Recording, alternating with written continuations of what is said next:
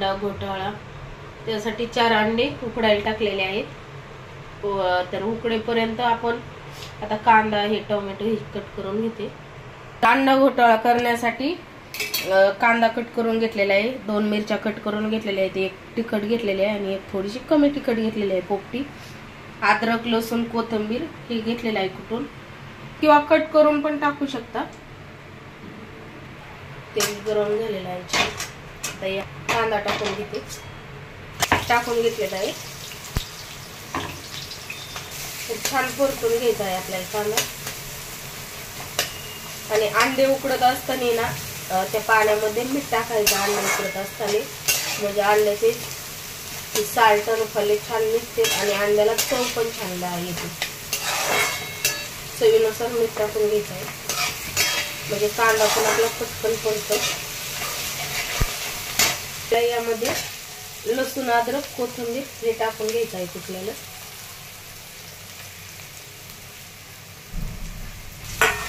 छान कच्चेपणा जाईपर्यंत छान परतून घ्यायचं। ते कांदा हे छान परतलेला आहे। कांदा लसूण मसाला अर्धा चमचा टाकून घेतलेला आहे। हळद थोडीशी हळद टाकून घेतलेली आहे।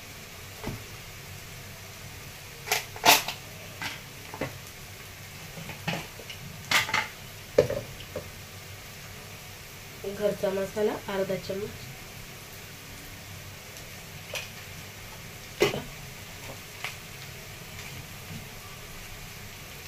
घरकुल मटन मसाला हा टाकून घेत आहे। जिरे आणि धना पावडर,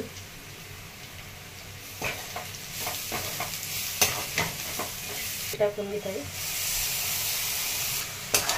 तर हे छान तेल सुटेपर्यंत आपल्याला परतून घ्यायचं आहे। तर आता यामध्ये मी ना थोडंसं पाणी टाकून घेत आहे।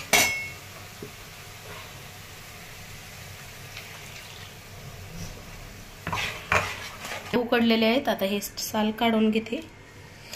गरमागरम आहेत खूप। साल काढून घेतलेले आहे टरफले, आता हे खिसून घेत आहे।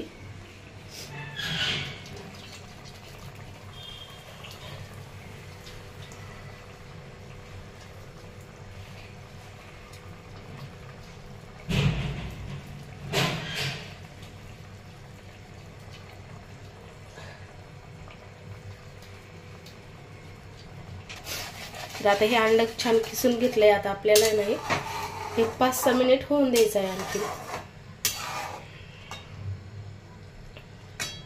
भाजी बटर टाकून घेत आहे थोडंसं, त्यांना आपण यासोबत खाण्यात अंड्याची पोळी करायची आहे आपल्याला।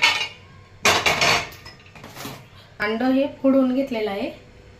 आता आपण तव्यामध्ये बटर टाकून घेऊ।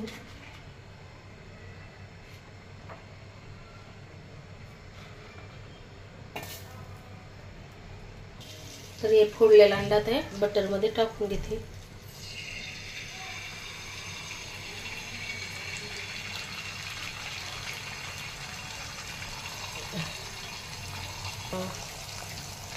ब्लॅक पेपर किंवा हे मिरी टाकून घ्यायची आहे, थोडी काळी मिरी, चवीनुसार मीठ, लाल तिखट पण टाकू शकता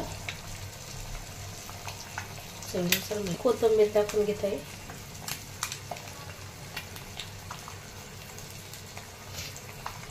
छान आपल्याला एका साईडने भाजून घ्यायची। साईड आमलेट करून घेतलेला आहे।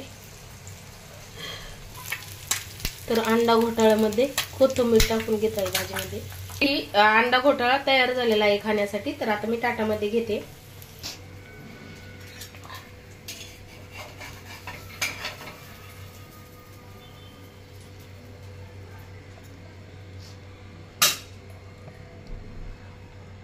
बटर मध्ये पाव हे भाजून घेतलेले आहे। तर या अंडा घोटाळा खायला छान कांदा, त्यासोबत कांदा लिंबू पाव छान बटर मध्ये भाजून घेतलेले आणि ही अंडा घोटाळ्याची भाजी, त्यावर 1 साइड केलेली पोळी। तर एकदम सोपी झटकीपट रेसिपी आहे। व्हिडिओ आवडला असेल तर लाईक करा, शेअर करा, या खायला।